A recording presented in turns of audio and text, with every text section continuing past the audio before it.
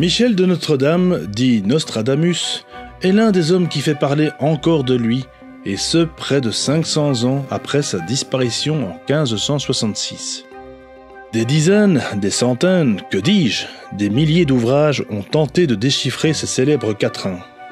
Si certaines interprétations sont troublantes, d'autres sont floues, voire indéchiffrables. Et si la vérité était ailleurs ? Et si Michel de Notre-Dame s'était rendu en Belgique, dans une abbaye cistercienne située dans un petit patelin dénommé Cambron, pour y trouver un ouvrage écrit dans un vieux français qu'il peine à déchiffrer ? Dans ce livre, des textes, des quatrains, qui semblent s'adresser aux générations futures. Pour étayer les recherches de Rudy Cambier que j'ai interviewé voici quelques années, je me suis rendu à Lessines, à la frontière d'Ellezel, le village aux sorcières, pour y rencontrer deux hommes, Mustapha Djellali et Francis de la Rivière. Deux passionnés, l'un auteur du film Recueil pour un centaure, l'autre que certains décriraient comme fou, un homme pourtant charmant et timide, ayant déchiffré quelques quatrains du moine belge Yves Després, dit Yves de Lessines. Dans ce reportage, Francis de la Rivière nous présente ses théories, mais nous montre surtout clé en main que Yves de Lessines est un candidat plus que probable pour être le véritable auteur des centuries.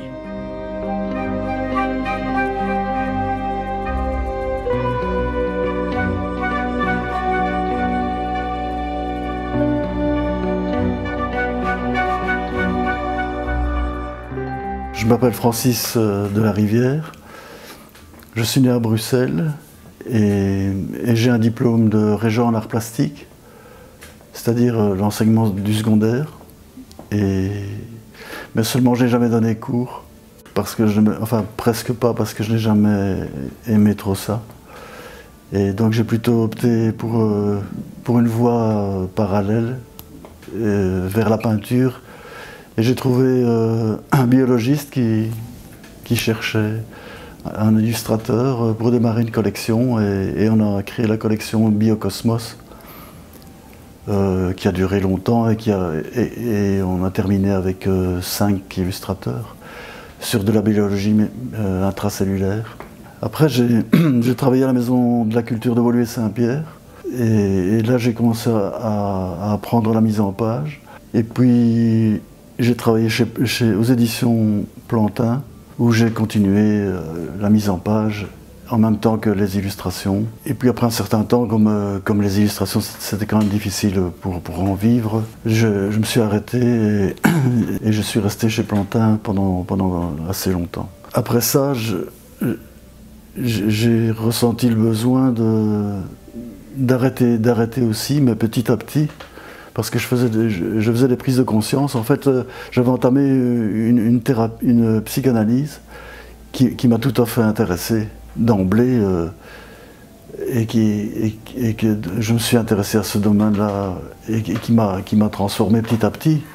Mais seulement, j'ai décidé d'abord de partir à Compostelle à pied, et parce que la philosophie et la théologie commençaient à m'attirer de plus en plus. Et puis après, j'ai arrêté tout ce que j'ai fait et j'ai quitté la région. Donc j'étais bruxellois et j'habitais Manuy-Saint-Jean. Et a posteriori, donc, je me suis rendu compte ici dernièrement que j'habitais au 22 Grand Chemin, qui est en fait la chaussée Brunehaut, qui va de Nîmes jusqu'à quasi Bruxelles. Et aujourd'hui, je parle tout près d'une chaussée Brunehaut qui se trouve ici à Wodek et qui se trouve à La Pierre, près des Blancs-Courchets, tout près de chez Rudy Cambier. Et donc, c'est comme ça que le rapport s'est installé. Donc très tôt dans ma vie, il y avait déjà quelque chose qui se passait. Donc si je peux me permettre de faire un raccord avec les centuries, dans les centuries, il y a le roi Maroc. Et à Manuy-Saint-Jean, il y a la montée de la roque. Et donc le mât de roi Maroc, c'est le mât de Manuy, et c'est la roque de Manuy. Et donc, ici, c'est la même chose qui se passe à Wodek. Il y a une pierre à Wodek et elle est sur la chaussée Brunehaut. Elle était sur la chaussée Brunehaut. Et un peu plus loin, il y a l'histoire de Rudy qui vient s'imbriquer dans l'affaire. Donc j'avais 7 ans, quoi. C'est intéressant. Et donc, j'avais abandonné la peinture et tout ça, et puis j'ai renoué avec la peinture en rencontrant le prieur d'Erchy, du château d'Erchy, du château du comte d'Egmont, qui faisait des icônes. Et alors, je me suis finalement remis aux icônes.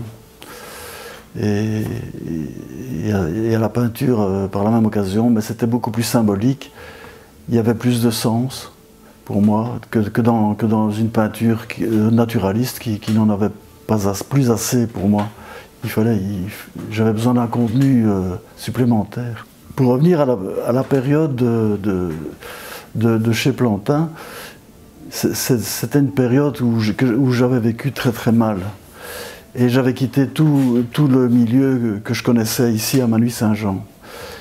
Et donc, je ne l'avais jamais dit à grand monde, mais je l'ai dit il y a un mois d'ici. J'avais loué un appartement du côté du Heysel, parce qu'ils étaient au Heysel. Et cet appartement, j'étais dans le 36e dessous, je veux dire. J'habitais au premier étage, mais j'étais dans le 36e dessous. Donc j'étais cafardeux. Et au rez-de-chaussée, il y avait un restaurant, et par les tuyaux de l'évier, il y avait des cafards qui montaient par milliers. Et donc, impossible de supprimer les cafards. Et j'avais le cafard, quoi. Et donc...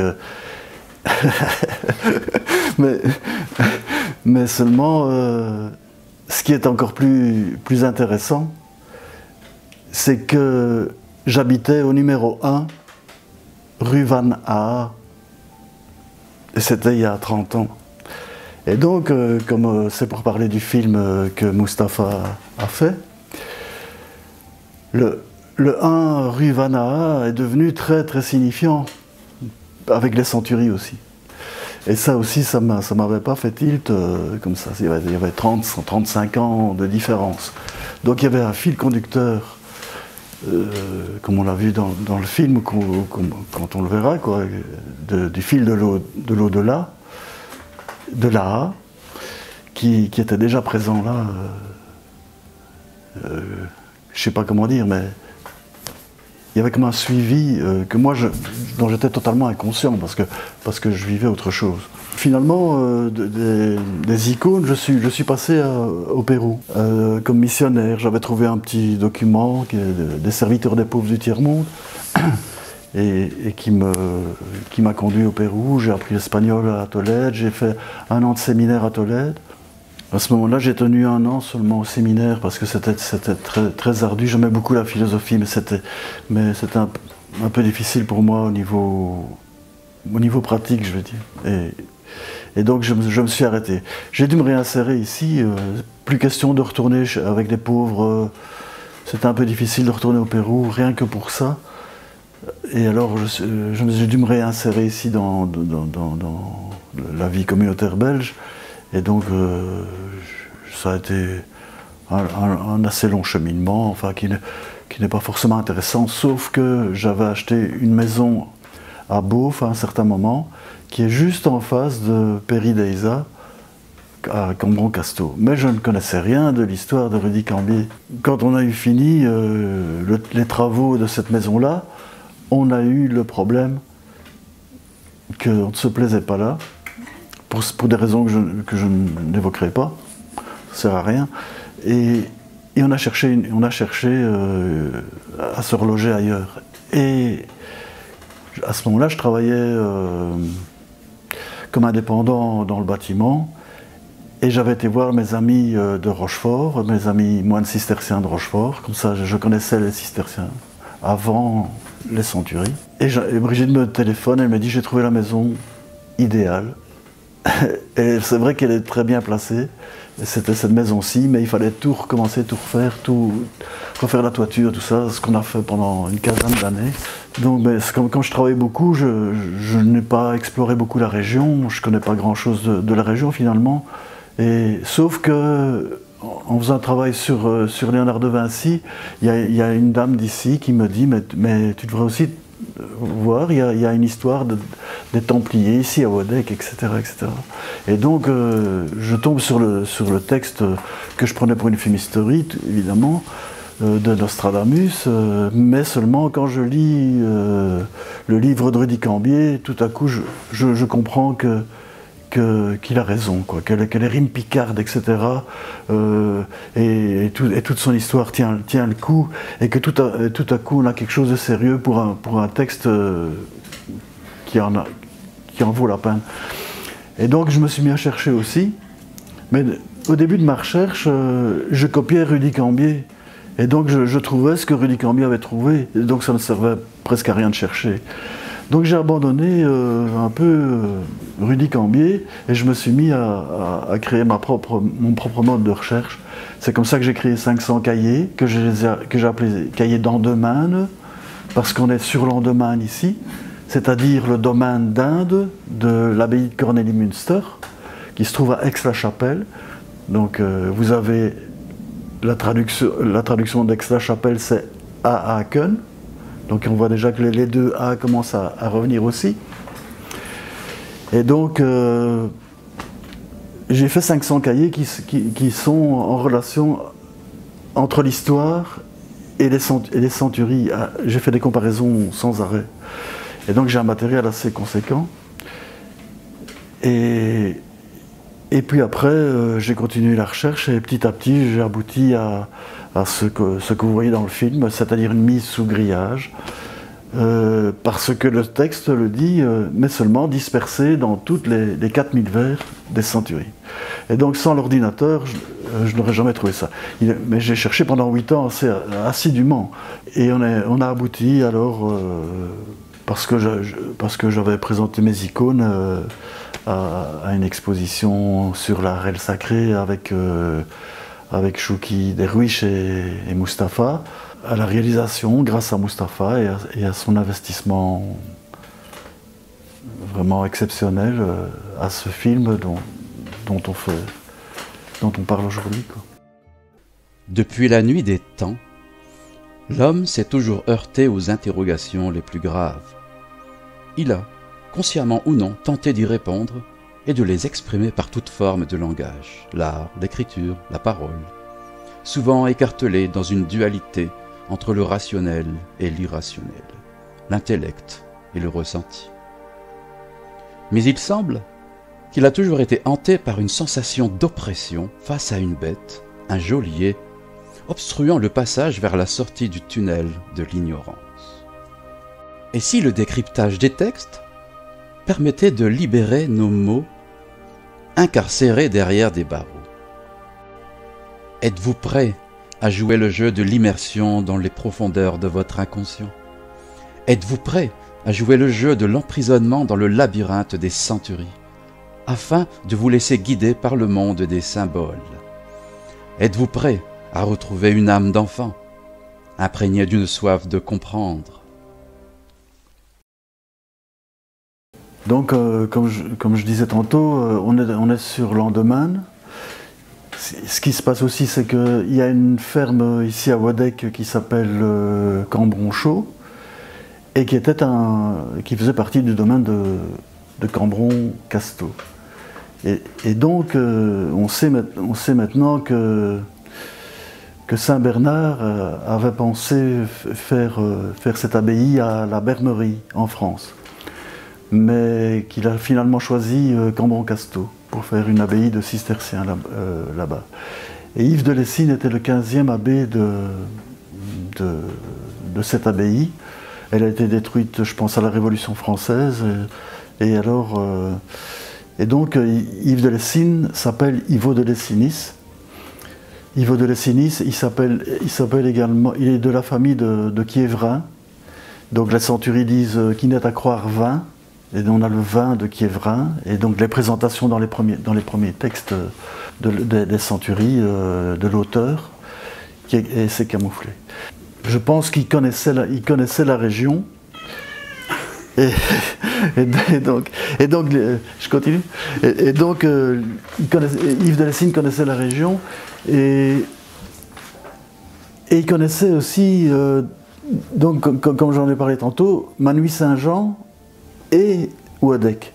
Et c'est comme ça qu'il a fait cette comparaison entre les deux montées des deux chaussées Brunehaut qu'on retrouve avec le roi Maroc. Parce que je ne comprenais pas pourquoi mon histoire venait s'imbriquer dans le texte d'Yves de Lessines, parce qu'alors on se dit on est de nouveau à la limite de la prophétie, etc. L'imagination travaille très vite.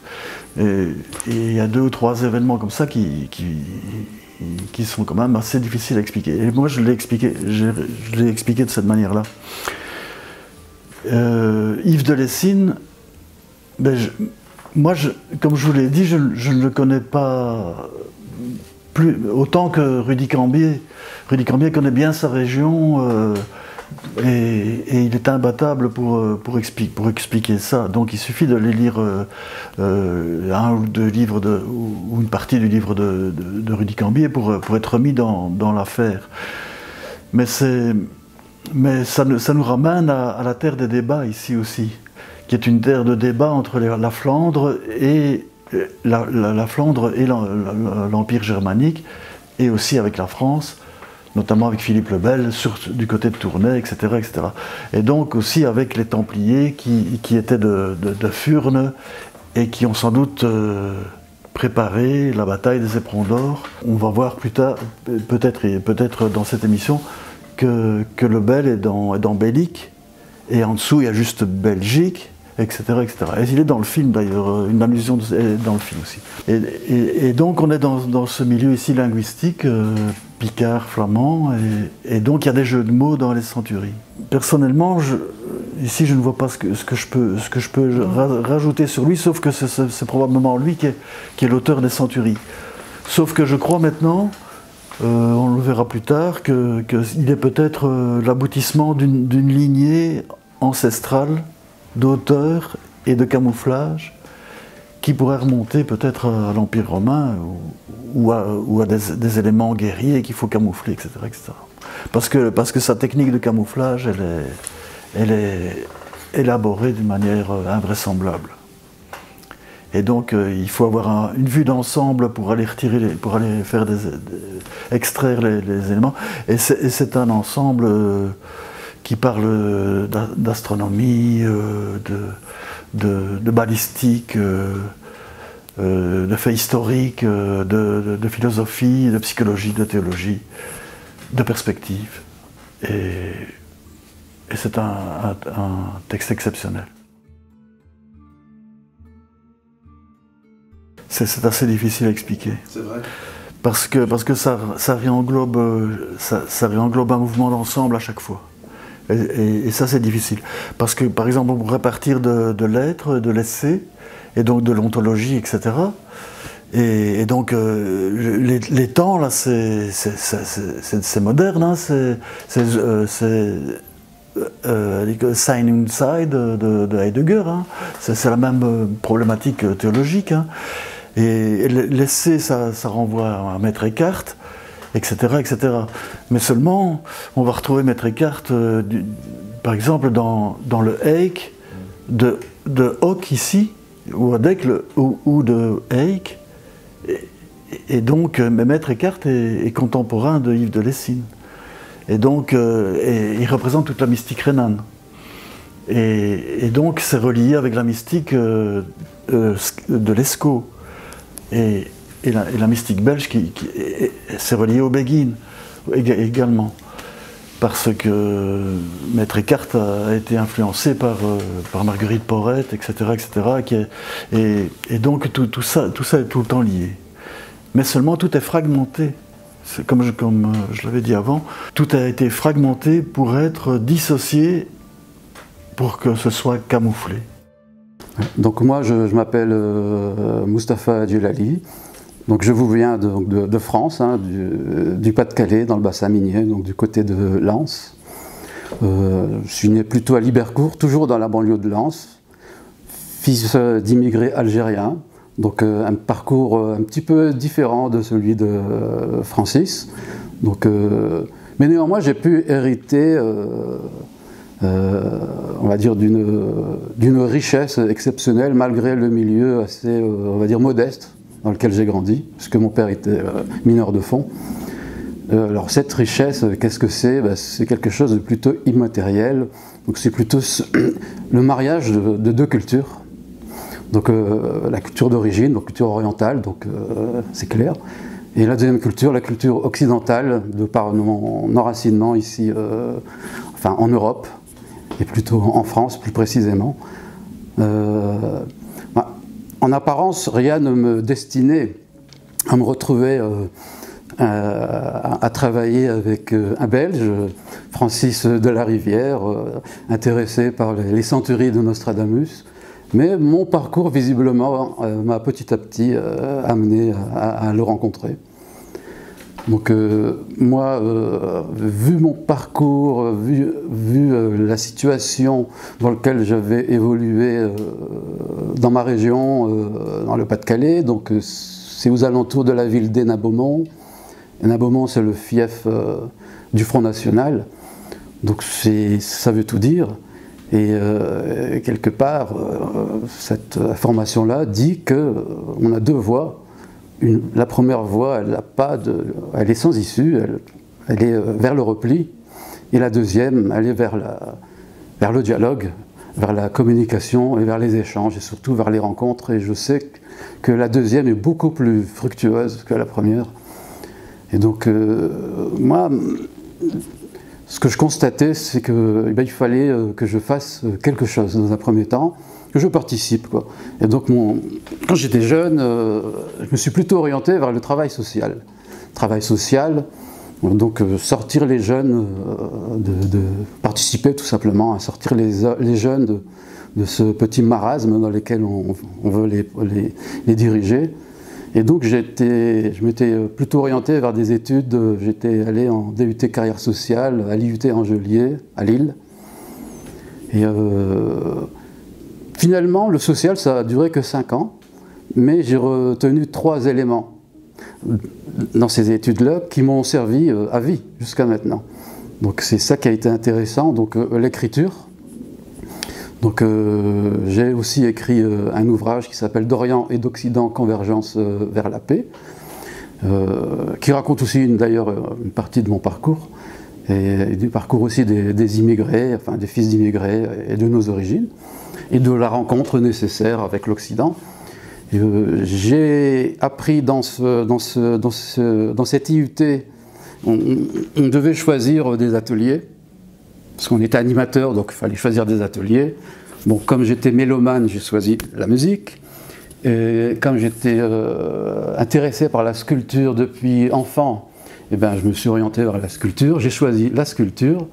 Et comme j'étais aussi intéressé par les montages vidéo, par les films, j'étais assez orienté sur la magie du cinéma en général. Donc j'ai choisi l'atelier vidéo.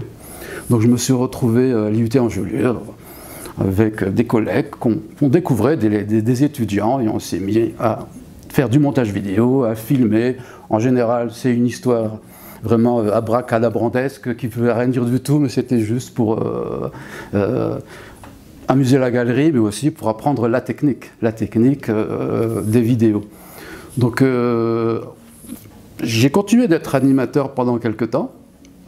À un moment donné, il a fallu que je vais raconter une anecdote. À un moment donné, il a fallu que je passe un perfectionnement, toujours dans le cadre de l'animation. Donc ça se passait à Saint-Omer, un stage d'1 semaine, et on nous avait envoyé une liste. Choisissez voilà, une discipline qui vous intéresse. Bon, parmi toutes les disciplines, une seule pouvait m'intéresser, c'était le travail de la terre, la poterie. Alors j'arrive sur les lieux et on nous dit c'est annulé. Nous, c'est annulé, la poterie, ça ne va pas se faire. Donc,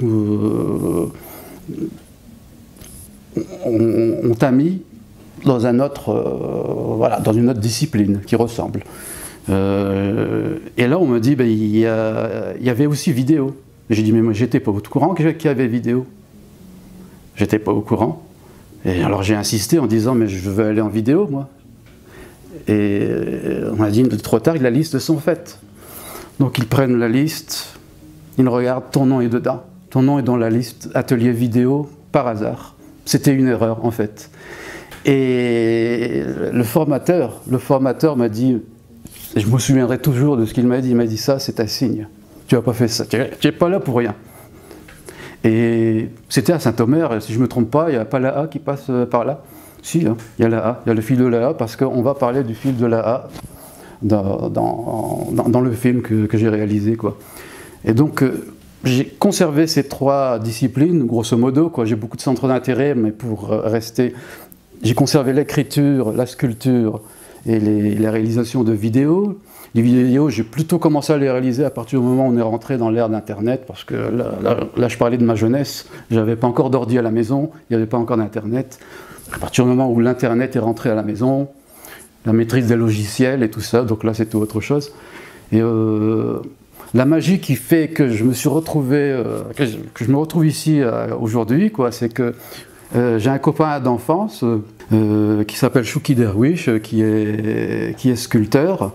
Et il connaissait Francis, puisque Chouki expose souvent, contrairement à moi, il expose souvent, Francis expose souvent, et Chouki avait organisé une rencontre, enfin une exposition au château de Bourgogne à Étampouy, et donc il m'a demandé de participer. Ça faisait bien 20 ans que je n'avais pas exposé quelque chose avec Chouki, il m'a demandé de participer, de l'accompagner. Donc j'ai bien voulu l'accompagner, mais franchement ça me disait, parce que c'était juste après le confinement, j'ai signé tout de suite, oui j'y vais, parce que ça nous a fait sortir de là, et moi j'avais envie de rencontrer encore des gens. Et donc on s'est retrouvés à Étampouy pendant une dizaine de jours, j'ai rencontré Francis, et il est allé voir Chouki, il lui a dit, mais j'ai un petit souci, j'aimerais bien réaliser un film, un documentaire, quelque chose qui pourrait relater mes années de travail. Et Chouki, ben, je ne sais pas ce qui lui est arrivé, il a eu une intuition, il lui a dit, écoute, je connais quelqu'un, justement Mustapha, tu le connais, eh bien c'est peut-être lui qui va s'en charger. Et donc Francis, il est venu me voir discrètement pendant le dernier jour, au moment du repas, et il m'a dit, Mustapha, tu pourrais pas faire un petit quelque chose pour nous, je te préviens, j'ai pas de budget pour ça, mais... est-ce que tu veux bien réaliser un petit film pour nous? Et je le sentais gêné, mais il n'a pas compris que moi, en fait, c'était un cadeau qu'il m'offrait. Parce que je n'aime pas que la sculpture. Depuis l'enfance, j'ai toujours été fasciné par les choses cachées. Je comprenais même dès l'adolescence, je comprenais que ce monde matériel n'était qu'une partie visible de l'iceberg, et que l'essentiel était caché. Ça, je le sentais, je le comprenais, quelque chose ne tourne pas rond, et je savais que ce monde matériel, si on se figeait sur ce monde matériel, c'est-à-dire exactement ce que l'on fait actuellement dans le monde, c'est d'ailleurs pour ça qu'on arrive à ce résultat-là, je comprenais qu'il y avait autre chose ailleurs, qu'il y avait des vérités ailleurs. Et j'étais aussi passionné lorsque je voyais par exemple Champollion, pour être plus terre à terre, parce que là, je parlais presque d'ésotérisme tout à l'heure, mais là je voudrais parler de Champollion. À son époque, Champollion, on le considérait comme, je sais pas, mais il était ridiculisé. Les hiéroglyphes, on leur faisait dire n'importe quoi, c'était des dessins. Alors tout était dit à propos des hiéroglyphes. Et lorsque Champollion arrive et qu'il remet ça en question, et là on dit non, ça va pas. Donc la communauté scientifique s'oppose, le public se moque, mais il a persisté, et jusqu'au jour où par hasard, il tombe sur la pierre de Rosette, et qui lui permet de décrypter les hiéroglyphes. Et j'ai envie de dire que le travail des centuries, le travail que proposait Francis de la Rivière, et j'ai envie de dire que Rudy Cambier, c'est un peu le Champollion des centuries, puisque jusqu'ici, on a fait dire aux centuries tout et n'importe quoi, je pense. Le grand public aime dire que les centuries annoncent des catastrophes, aime dire que tout va mal, aime dire que c'est la fin du monde, aime raconter cela. Il reste sur cette idée-là. Or, si ça n'était pas Nostradamus qui avait écrit les Centuries, et de deux, si c'est pas lui, apparemment c'est Ivo de Lessigny, si c'est Ivo de Lessigny, qu'est-ce qu'il a voulu dire? Quel est le message? Moi je ne pense pas que ce sont des catastrophes, et visiblement, en étudiant le travail de Francis de la Rivière, au départ, j'avoue franchement, quand il m'a proposé son travail, son exposé, j'ai ouvert la première fois, j'ai regardé, j'ai commencé à me dire, mais dans quelle soucoupe volante je vais encore m'embarquer? Dans quelle soucoupe volante je vais encore m'embarquer? C'est pas possible. Alors je me suis dit, bah, c'est comme si un jour vous êtes chez vous, quelqu'un sonne, un extraterrestre, il vous dit est-ce que tu veux embarquer? J'ai une soucoupe volante, est-ce que tu veux venir avec moi? Je me dis, bon écoutez, une personne normale dirait non. Et bien moi j'ai accepté d'accompagner cet extraterrestre, je suis monté avec lui, et à un moment donné il m'a dit, bah prends le volant. J'ai pris le volant et voilà, j'ai pris goût parce qu'effectivement il y avait quelque chose à découvrir dans son travail. Moi j'aime bien les personnages comme Champollion qui osent, qui n'ont pas peur. Finalement, ce sont ces personnes-là qu'on retient à la fin, et pas les détracteurs. Les détracteurs, on les oublie, et ceux qui ont osé foncer laissent un nom, laissent un travail à la postérité. Et moi, je suis partant pour ce genre de travail. Alors, comme j'ai toujours aimé, moi, les calembours, les jeux de mots, l'ésotérisme, les choses cachées, bon, j'ai été servi, quoi. C'est pour ça que j'insiste en disant à Francis que c'est vraiment un cadeau qu'il m'a offert, et pas autre chose, que c'est vraiment un cadeau, parce que vraiment, plus j'étudiais son travail, parce qu'effectivement, pour réaliser une vidéo, il faut d'abord étudier le travail, pour expliquer, pour le simplifier, pour le vulgariser, il faut d'abord essayer de le comprendre soi-même. Donc j'ai dû l'étudier, et en l'étudiant, eh ben, j'ai découvert des choses. Je me suis dit, mais c'est pas possible, il ne l'a pas trouvé, ça, il ne l'a pas vu, il ne l'a pas vu. Et en fait, je lui ai envoyé un retour, je lui ai dit, mais j'ai découvert des choses. Et il m'a répondu, je me souviendrai toujours de cette phrase, Mustapha, c'est une œuvre extraordinaire que l'œuvre d'Ivo de Lessigny, on n'en viendra jamais à bout. Donc c'est normal que tu trouves des choses, tu vas trouver des choses, et en découvrant des choses, je l'ai vécu comme une sorte d'initiation. Je ne me rendais pas compte que je vivais une initiation.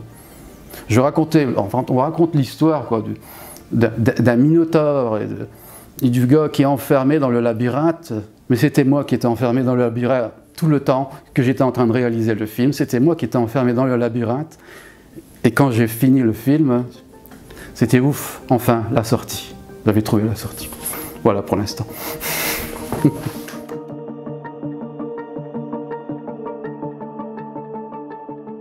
Donc ici, je vais essayer de montrer ce que c'est comment fonctionnent les centuries dans sa globalité.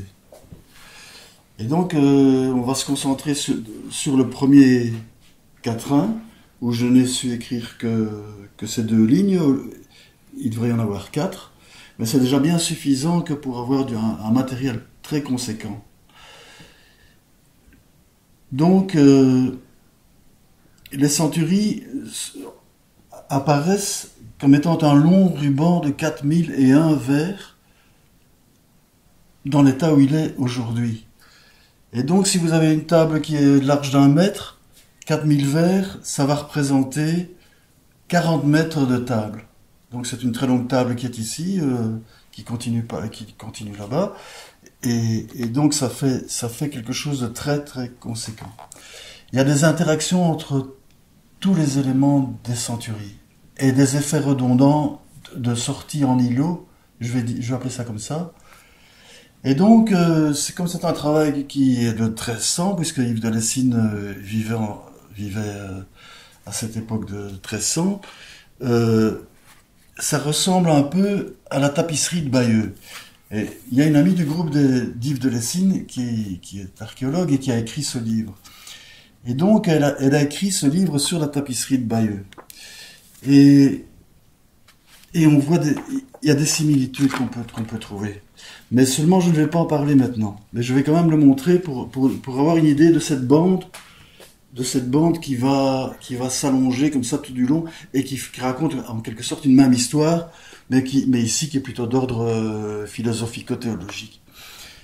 Et donc, ce qui se passe en plus, ce que je crois avoir trouvé, mais ça c'est à vous à décider si c'est juste ou pas, parce que rien n'est imposé évidemment, c'est que le long ruban, il faut l'imaginer, ces 40 mètres revenir sur eux-mêmes comme un ouroboros, un serpent alchimique qui se mord la queue, et donc qui est représentatif d'un cycle, ou bien de l'enfermement d'une personne, ou bien sa protection, ça dépend.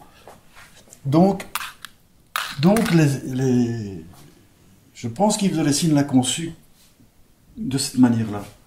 Parce que, en ramenant sur le grillage qu'on voit dans le film, dans un autre type de travail, j'ai rassemblé la tête, la première centurie, qui commence par Restante, assis de nuit, secrète étude, avec la fin le centième de la 10e centurie. Et donc, à ce moment-là, il y a des interactions qui se font entre les premières lettres et les dernières lettres, et les dernières lettres de toutes les centuries. Donc, il faut bien penser que c'est très difficile à expliquer parce que, justement, tout est imbriqué et a été transformé par Yves de Lessines pour que ce soit hermétique. Extrêmement hermétique. Donc, la meilleure manière, c'est d'occulter, c'est de cacher, mettre en secret, de diviser pour régner, parce qu'il veut que nous dévoilions et nous rassemblions. Et comment? Yves de Lessines était un abbé cistercien. Donc, il faut repenser à Saint-Bernard, il faut repenser à la mystique, et il y a tout cela. Et on trouve un quatrain en particulier qui est un quatrain fondamental. Il est, je ne sais plus où, je ne l'ai pas sous les yeux ici, mais c'est celui qui parle en 4 vers de l'invincible Bible. Donc la Bible devient la cible invincible. Et entre les 2 autres vers, ce sont 2 verbes à l'infinitif qui finissent en tir. On a ici un tir, vous voyez? Et le tir, en anagramme, fait le tri. Et donc là, il a toute une panoplie de mots qui vont tourner autour du tri, autour de la Bible, autour de la cible, autour du crible, qui vont se retrouver dans ce quatrain-là. Mais on va abandonner ce quatrain parce qu'on ne l'a pas sous les yeux. Et ce sera peut-être intéressant de l'avoir plus tard. Donc, on va travailler sur ces 2 lignes ici, et on va voir directement que si je déplace les 4 premières lettres des centuries, je peux faire SC. Or, SC, c'est l'infinitif du verbe être de estant en vieux français. Donc on est dans l'étang, mais on est aussi dans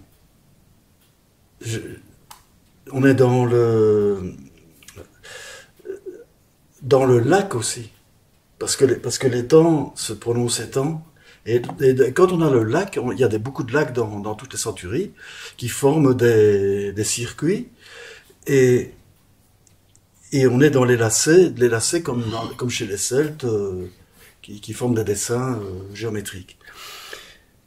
Mais il y a plus que ça dans tout ceci. Donc on est par exemple dans la modernité, on sera chez Heidegger avec Sein und Zeit, et l'être et le temps, dans l'estant, qui est un participe présent. Donc on doit participer au présent, et on est dans un infinitif aussi. Et donc on a une lettrine là qui est fondamentale, parce qu'elle nous ramène à l'unité que le moine recherche, puisqu'il est seul. Et donc, on voit le reposer ici. On fait référence à saint Augustin, qui dit « Le cœur de l'homme est inquiet jusqu'à ce qu'il repose en Dieu ». Et donc on va aller vers le cœur des choses, etc., etc. Il y a des secrets, secrètes études.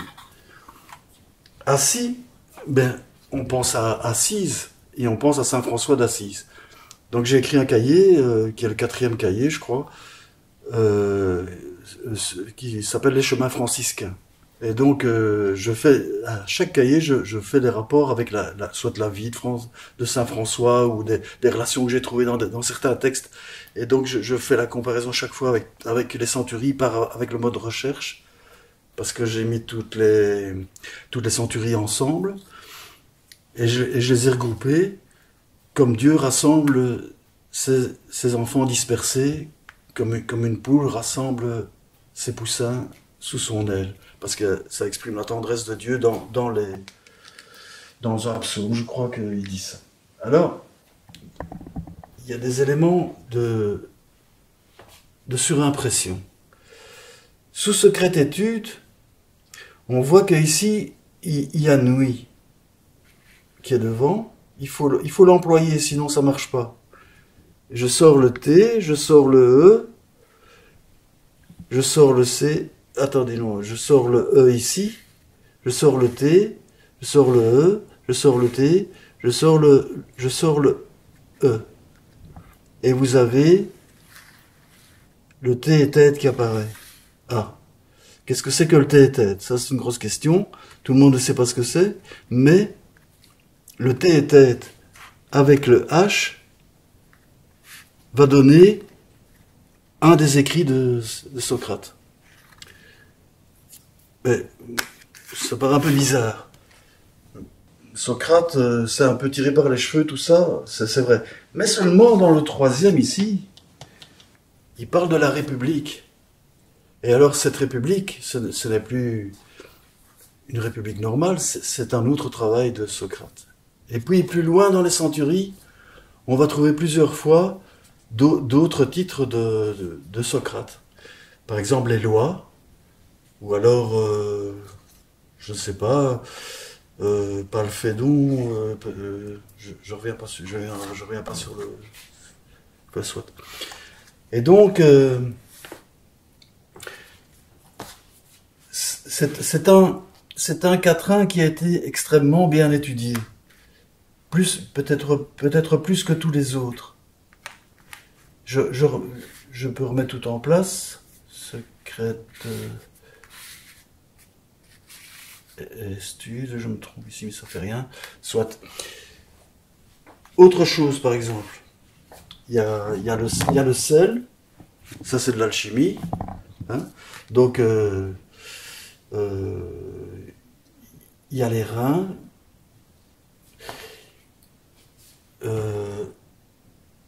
Et alors, il y a un ami de la SBL d'Yves de Lessine qui avait fait un peu de cabale et qui avait découvert, il est décédé maintenant, mais il avait découvert que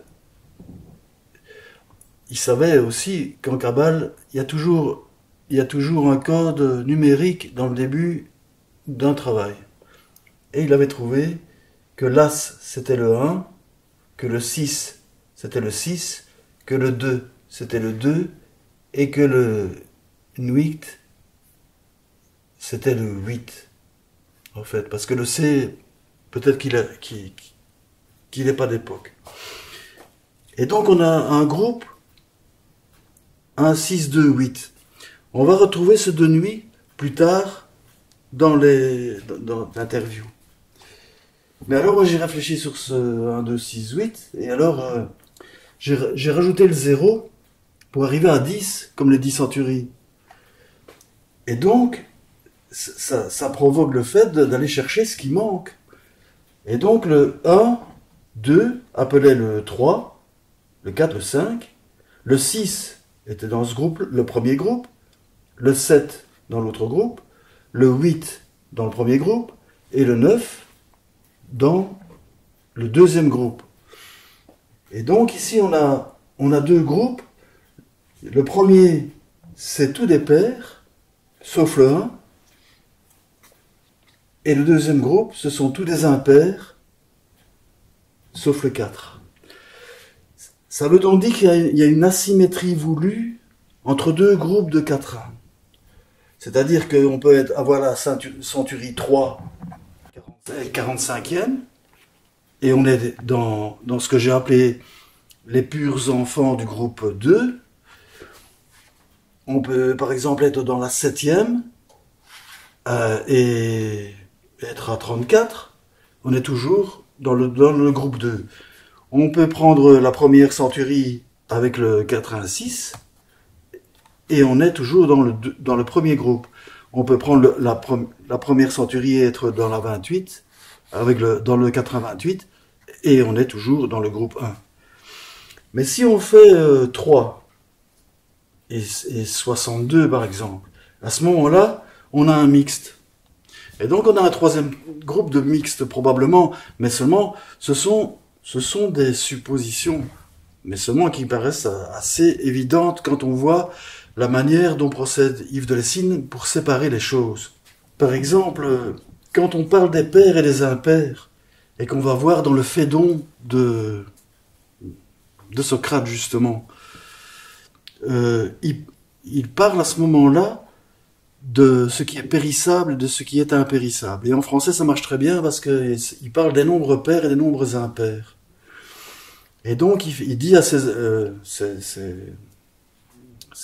pas Socrate à ce moment-là, c'est Socrate qui dit, le jour de sa mort, où il va prendre la ciguë, que ses amis doivent pas pleurer, parce qu'il choisit la mort exprès, donc, et que parce qu'il pense être dans la voie juste, et alors il montre qu'il va partir et qu'il va laisser le périssable sur terre et qu'il va partir dans l'impérissable. Et donc il le fait par dialectique, c'est-à-dire qu'il amène ses amis à comprendre qu'ils sont dans l'erreur à chaque fois, leurs arguments sont faux par dialectique. On est en pleine philosophie. Et Yves de Lessine a probablement pensé à ça en faisant tout son travail sur les centuries. Bien qu'il y ait des gens qui disent que les textes avaient disparu, etc., etc., mais moi je ne suis pas convaincu de ce truc-là. Mais donc c'est à décider pour chacun de savoir si ça marche ou pas. Cependant, comme je savais que Socrate faisait de la dialectique, j'ai été voir si dialectique était dans les centuries.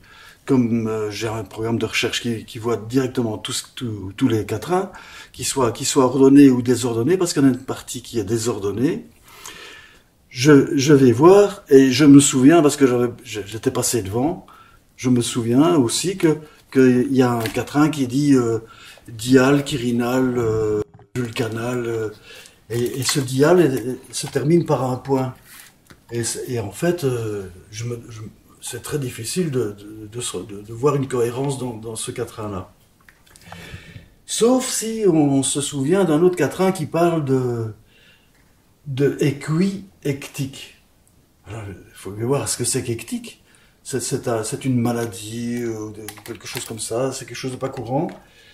Et alors, je viens à l'idée de rassembler la dialectique comme deux idées qui se ramènent l'une vers l'autre dans la tête des amis de Socrate, où ça fait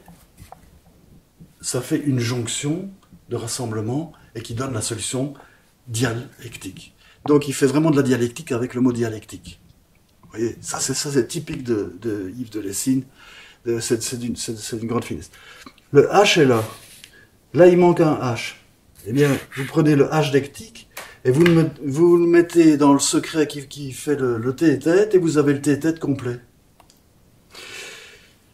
Et dialectique se met ensemble. Et c'est deux quatrains un qui est dans la 200e centurie, l'autre qui est dans la 800e centurie. Si vous voulez le trouver sans ordinateur, on peut chercher. Sauf si on commence à mémoriser bien 4000 vers, et c'est quand même toujours difficile. Donc il y a plein de choses qui sont comme ça, qui sont encore à trouver.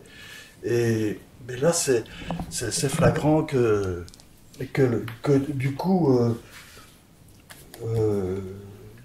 le tête et la République et les lois, etc., sont reliés par de la dialectique, et qu'on parle bien de Socrate. Socrate, donc c'est Platon qui écrit.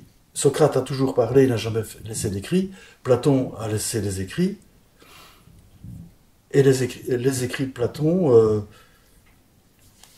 eh bien, on va retrouver cette période de Platon dans d'autres quatrains où on parle de la Sicile, etc., etc. Et c'est un gros bloc, la Sicile, parce que, par exemple, on va aussi y trouver ces Sidon, Ragus, sont deux villes de Sicile, qui font Syracuse. Et alors, vous savez, Syracuse est aussi en Sicile. Et alors, vous avez aussi Archimède, qui était de Syracuse, je crois, en Sicile. Et alors Archimède, évidemment, il va venir intervenir pour énormément de choses. Une fois que j'ai compris qu'Archimède allait être présent aussi dans les centuries. De toute façon, c'est un A. Et donc Archimède, Aristote, tout ce qui est en A, Alexandre le Grand, qui était l'élève d'Aristote, tout ça commence par le A, et on a de nouveau le fil de là et le fil de l'au-delà. Donc ça veut dire, on voit que la cohérence s'installe très en profondeur, et donc on fait des extractions comme ça qui tout à coup dévoilent les choses. Ça ressemble à un tissu, hein, qui peut même aller jusqu'à réfléchir au tissu tissu cosmique dont parle dont parle Teilhard de Chardin. Hein, donc il y a un tissu et une noosphère qu'on connaît maintenant avec toutes les interactions qui sont dans l'air, quoi. Alors, ça, il faudra faire une étude là-dessus pour savoir si les quatrains rassemblés selon les groupes vont définir un autre texte, puisque tout le mélange, ça va tout être remélangé dans un autre sens. Et il faudra faire une exploration de ça qui est un coup de dé, quoi. Mais c'est un coup de dé orienté. Donc, il y a sans doute des choses à trouver. Je voulais faire une réflexion. Ouais. Alors, pour prouver que c'est pas fait au hasard, quand même. Là, on a ici. Tout à l'heure, tu avais dit il y avait le 1 et le 4, qui n'étaient pas vraiment à leur place, en principe. D'accord ? Celui-ci, il est impair, celui-ci, il est pair. C'est ça? Oui, c'est pas vraiment à leur place. Oui, c'est ça. Oui, c'est ça. Donc on nous montre ces deux chiffres quand même. Donc il y a quand même il y a de quoi regarder de plus près, quoi. Et on remarque que quand on additionne tous les chiffres jusqu'à 10, on a 55. Le cumul de 1 jusqu'à 10, on a 55. Et si tu as 14, tu l'additionnes avec son inverse, tu as 55. Donc tu vois, ça n'a pas été fait vraiment au hasard, tout ça. Et tu verras que si tu fais le cumul des deux côtés, d'un côté tu auras 28, ou 28 ici, ou 27 par là. C'est presque la moitié de 55, c'est-à-dire les pairs d'un côté et l'impair de l'autre. Donc c'est juste pour dire qu'il y a une intention derrière. Ça ne veut pas dire qu'il y a une explication, mais il y a peut-être une intention derrière ça, je viens de le remarquer à l'instant. C'est pas quelque chose. Secrète Socrate aussi, non? Secrète Socrate, oui, bien sûr, bien sûr que ça a tendance à aller vers Socrate. Donc c'est intéressant de le souligner parce que ce qui va se passer au fil du temps, c'est qu'on va comprendre qu'il y aura avec le quatrain de la Bible, qu'il y aura une cible, qu'il y aura un crible, et que ces cibles ne seront pas des cibles très étroites. Ce sont des mots qui vont être divisés, et la cible va se mettre dans un ensemble comme ça. C'est-à-dire que c'est quasi une logique du flou, oui, parce que le tir va aller dans la cible, mais il va taper à gauche, à droite, mais pas toujours dans le mille que j'ai défait ici, maladroitement. Voilà, 1000 comme ça. Et alors, j'ai inventé ceci, hein, mais pour dire par exemple que si on travaille sur les centuries, il faut savoir que les tirs peuvent se transformer en tir avec Y pour faire un tyran. Et là, vous avez les tyrans de Sicile dont je viens de parler. où interviennent Archimède, Platon qui est allé visiter, etc. etc. Et alors là, il y a vraiment beaucoup de choses qu'on avait dégagées bien avant que je trouve les grilles, hein, parce qu'on avait déjà travaillé, quoi. Alors ici, je vous ai fait ce qu'on voit dans le film aussi. C'est que quand on retire sur une grille comme celle-ci de 48 sur 48, ça fait 12 quatrains,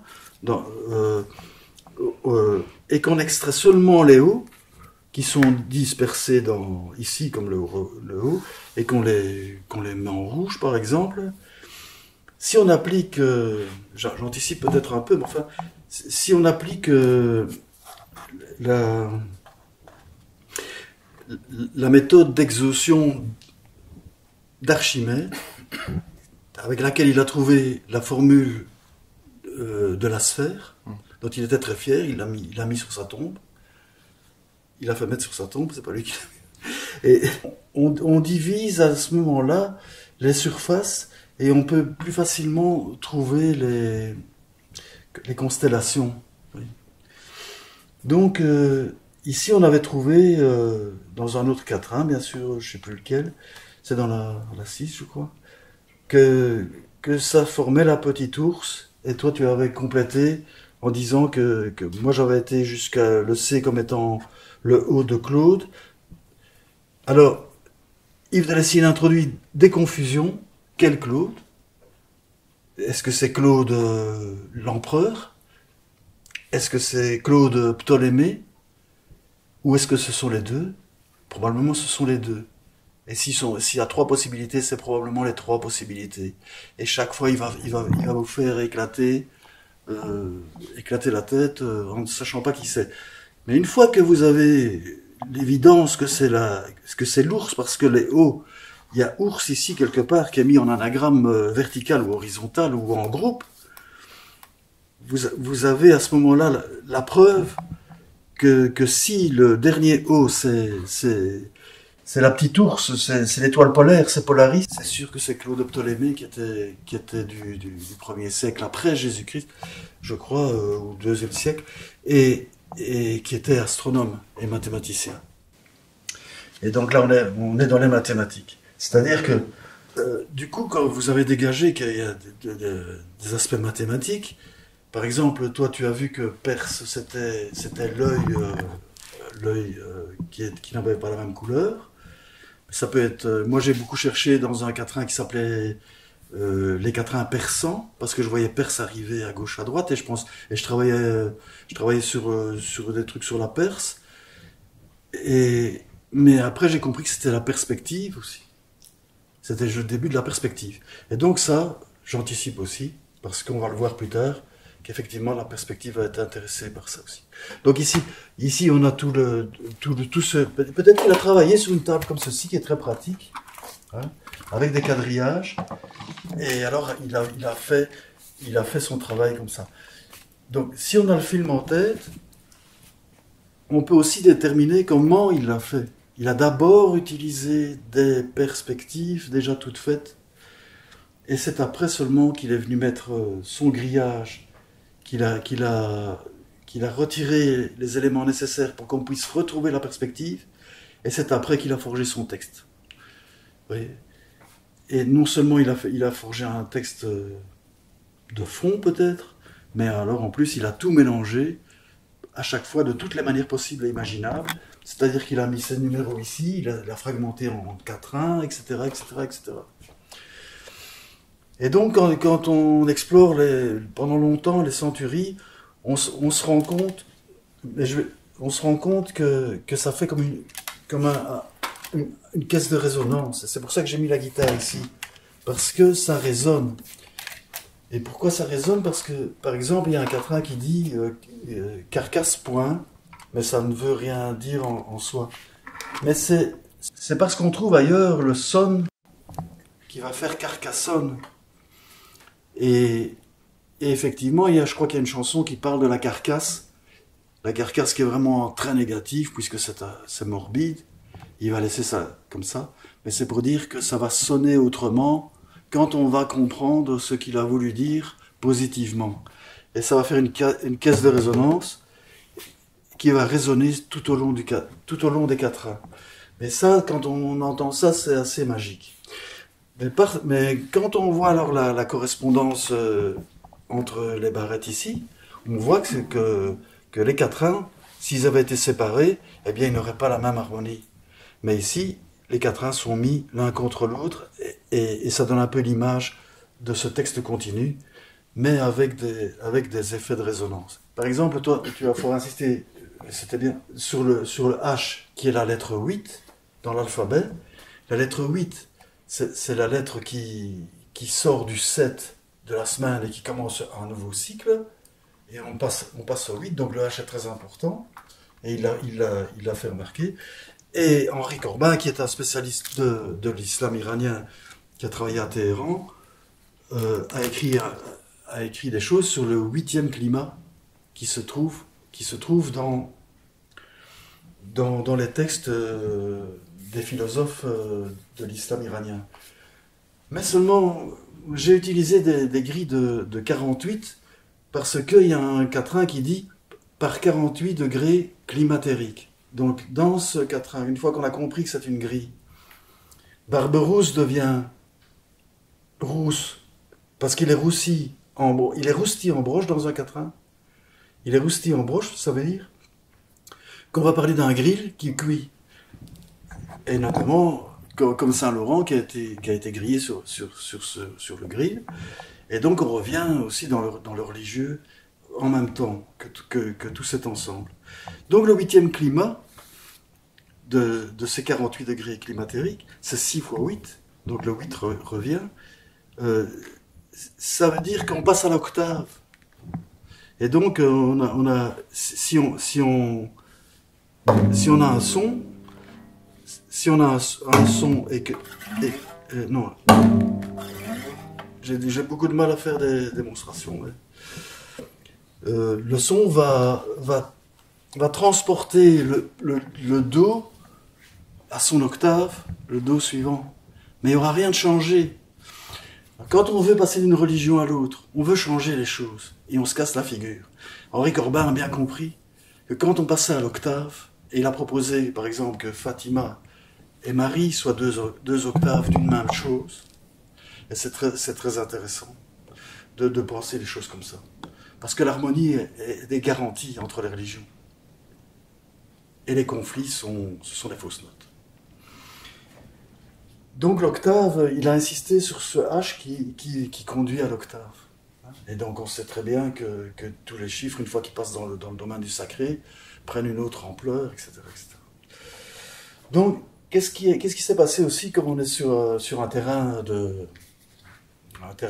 la terre des débats, où il y a eu des débats parce qu'on est aussi sur une frontière linguistique, ce que Rudy Cambier a évidemment vu tout de suite, il le dit, hein, que ça l'a frappé sur le Picard, etc. Mais ce qu'il n'a pas forcément exploré à fond, c'est que Yves de Lessine a utilisé ces jeux de mots linguistiques, de langues différentes. Et notamment, je m'en suis rendu compte un peu par hasard, parce que mon écran défilait très vite, et que tout à coup j'ai vu apparaître un truc anormal. Je venais de chercher les étincelles. Les étincelles, il y aurait beaucoup à dire sur l'étincelle, mais les étincelles,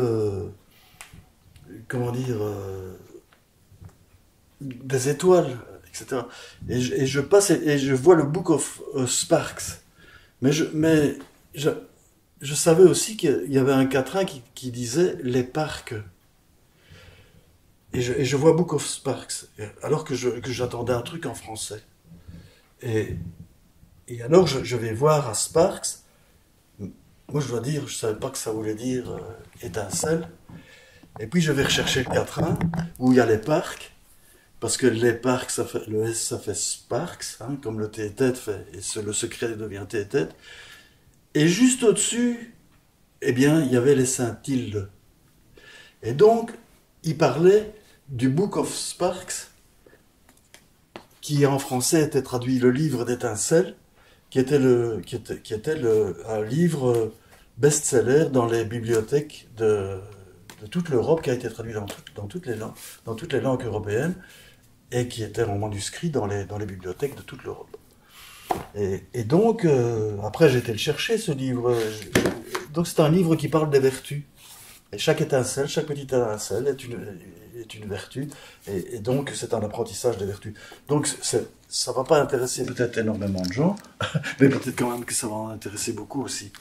Et donc, quand on fait une recherche, on crée un corpus autour de ce qui est en train d'être cherché, et que ça arrive un peu par aimantation. Eh bien ici, dans la fin de l'introduction, eh bien on voit tout ce qu'on avait découvert sur l'abbaye de Ligugé, sur Tours, sur Martin de Tours, et en fait, je sais pas son nom pour l'instant, enfin soit, et sur l'abbé commanditaire de ce livre d'étincelles à celui qui s'appelle Defensor, qui est le moine qui a écrit ce livre-là. Et donc, voilà, et on redécouvre tout ce qu'on a trouvé dans les centuries, ici, dans ce livre, mais tout à fait séparé de son ensemble. Et donc, on voit que les préoccupations de l'époque étaient incluses dans les centuries, quoi. Mais ça, il faut le regarder calmement, parce que s'il faut tout expliquer, bien sûr, hein, c'est vraiment très difficile de ne pas s'y perdre. Et donc, voilà un peu ce qui a été découvert. Donc là, apparemment, carcasse sonne. Donc on pense à une carcasse qui sonne, quoi. On pense à ça, c'est le jeu de mots. Et il y a un personnage biblique qui a eu affaire à une carcasse, justement. Il s'appelle Samson. Et donc il a trouvé on va dire un nid d'abeilles à l'intérieur d'une carcasse de lion qu'il avait réussi à terrasser, quoi. C'est beaucoup plus tard, quoi, qu'il avait trouvé cette ruche, ce nid d'abeilles à l'intérieur de la carcasse. Et c'est assez amusant parce que sang comme les centuries et son comme le sang, Samson. Voilà, c'est tout ce que je voulais dire. Oui. Donc le lien, l'histoire de cette carcasse, c'est qu'à l'intérieur du fort peut se trouver la douceur. Oui. Voilà. Et que là où il manque quelque chose, ça peut quand même résonner, parce que carcasse sonne. Et ce qui manque est aussi important. Donc, on découvre un livre, et on est à peu près quand même sûr que les interrelations sont là. Maintenant, je vais prendre Maître Eckhart, qui est aussi de l'époque d'Yves de Lessines. Maître Eckhart a écrit, je l'ai découvert en cherchant, je ne savais pas moi ça. Il a écrit un livre qui a été perdu. C'est un livre qui faisait une proposition, une question, une réponse, et alors la proposition d'explication. Non, c'est pas ça. Refais, je reprends une coupure. Donc, Maître Eckhart a écrit un livre qui s'est perdu, et dont il reste que je crois que la première proposition. Et donc, c'est en 3 parties, avec questions et réponses, et débat, je pense. Mais il voulait faire plus de 1000 propositions comme ça, mais comme il a été jugé, je pense, à un moment donné, tout ça a été effacé, enfin, c'est perdu. Mais seulement la première proposition, elle est dans l'essai. Parce que ici, sa première proposition, c'est Deus est esse. Ou l'inverse, esse est Deus. C'est-à-dire qu'il identifie. Eckhart, il est très compliqué, mais il essaie d'aboutir aux choses les plus essentielles. Savoir si Dieu est l'être, ou bien si c'est l'être qui est Dieu. Parce que on part du sujet pour aller vers un attribut. Et l'attribut et le sujet, est-ce que c'est une égalité, etc., etc. Donc il y a toute une spéculation qui va être faite là. Et là, on a quand même une trace de Maître Eckhart on a aussi une trace de Maître Eckhart dans le fait que Eckhart c'est le Eik et que ici Wadek c'est le vieux chien. Et donc c'est ou de Eik ou de Hoc. C'est pour ça on dit Hoc. Et on a les Sodoc. Et normalement on ne se promène pas sans parapluie si on est Sodoc. Enfin soit. Et alors, voilà. Donc, Maître Eckhart, avec le Eik, il y a des raccords possibles aussi. Et on voit qu'il ne s'en privait pas, Yves de Lessing. Et donc, c'est un deuxième livre dont pourrait y avoir des traces ici, et qui a été complètement perdu en le recherchant. Je pense qu'on doit le rechercher. Si on pouvait trouver son livre, ce serait un trésor. Un trésor de la pensée, parce que Maître Eckhart, c'est quand même le maître allemand du Rhin, quoi. Il y a le Rhin qui est dans les centuries aussi. Peut-être que le Rhin qui est là, j'y pense maintenant, le Rhin qui est là, et le Rhin d'Allemagne, pour la mystique rhénane, quand on pense à l'essai, tout à coup, on pense à Maître Eckhart, et tout à coup, ça résonne avec le Rhin qui est là. Comme de l'airain d'ailleurs. Vous voyez ? Comme de l'airain qui sonne sur Carcassonne et ainsi de suite. Et c'est comme ça que, si vous voulez, quand on commence à avoir de l'habileté qui se met dans les doigts, c'est comme si on savait faire une symphonie avec quelque chose qui était figé. Parce qu'il y a l'habitude du travail dans le texte qui fait que tout à coup vous ressentez des relations, et ça travaille sur les neurones, je pense aussi, parce que ça réveille d'autres constellations, comme dit Jung, et d'autres associations. Enfin voilà. Maintenant, voilà, je pense que ici, je pense qu'on peut en rester là, et alors on va aller voir de l'autre côté sur les grilles qui ont servi pour le film de Mustapha. Donc sur ce quadrillage-ci, on va trouver Quintin qui est là, qui fait référence au quintin latin, qui contient 5 lignes au lieu de 4 pour tous les autres. Mais Quintin, ça veut dire aussi que c'est l'église qu'on voit là-bas, dont le saint est Saint Quentin. Mais ça, on sait depuis que Rudy l'a trouvé. Donc le quatrain Quintin, qui est latin, j'ai l'impression, c'est encore une impression, mais qu'il est formateur. Il contient certainement quelque chose qui permettait à Yves de Lessing de construire ces quatrains. Je ne l'ai pas trouvé, mais j'ai l'impression qu'il est là pour ça. Notamment, il se termine par tout des hauts. Et en fait, j'ai fait des écrits sur ça parce que je me suis rendu compte qu'il s'agissait des grandes eaux de l'Avent. Donc les grandes eaux de l'Avent, c'est une magnification du moment. Je ne sais plus les paroles, mais c'est toujours oh, ceci, oh, cela, oh, cela. Et donc, il y a 5 O. Et donc, quand on a réfléchi sur ce texte latin, on a déjà approché de l'eau, du fil de l'eau, je vais dire, et de l'au-delà. Et donc c'est très important d'aller voir ce quatrain-là, quoi, simplement. Je voudrais montrer simplement celui-ci, qui montre comment Archimède a résolu la formule du volume de la sphère, qui était là, et qui est incluse dans un cylindre, ici. Ça, c'est le sommet de la sphère et c'est le centre du cylindre. Et alors, il y a 2 cônes de révolution qui font qu'il a su déduire, petit à petit, en faisant une méthode d'exhaustion par tranche, et il a fait une approximation de cette manière-là de la formule. Et puis il a trouvé la formule. Et donc, elle est dans les centuries parce que je n'ai pas trouvé ce dessin sans me référer aux références qu'on a vues précédemment. Et alors, ce que je peux vous montrer maintenant, ce sont des roses ici qui représentent des cibles.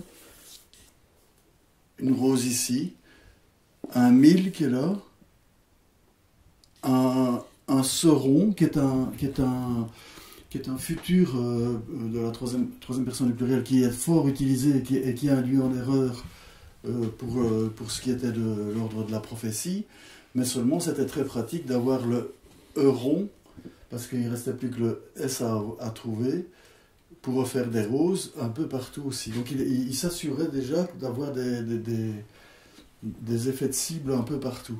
On va le trouver ici aussi, où il y a faire mouche. Et là, c'est un cas plus particulier, parce que là, il est évidemment, comme les 4 ont été rassemblés, le mouche est sur l'un et le fer est en dessous. Donc, s'ils sont séparés par leur titre, ça se voit pas. Et là, on a une cible, comme j'avais dit tantôt, une cible qui est de l'ordre du flou, quoi.